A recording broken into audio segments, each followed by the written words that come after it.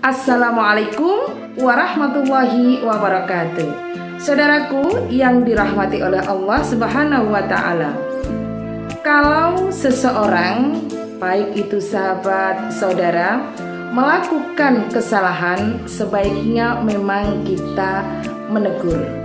Karena apa? Agar orang itu tahu kesalahannya dan mau memperbaikinya. Tetapi saudaraku, namanya menegur itu ada adab dan etikanya. Jangan sampai kita menegur tetapi melukai hati orang yang ditegurnya. Al-Imam Sulaiman Al-Qawas mengatakan bahwa seseorang yang menegur orang yang salah kalau berdua itu namanya menasihati. Tetapi kalau menegur di hadapan orang banyak itu namanya menjelek-jelekan dan bisa menyakiti hati yang dinasihati, belum tentu bisa merubahnya.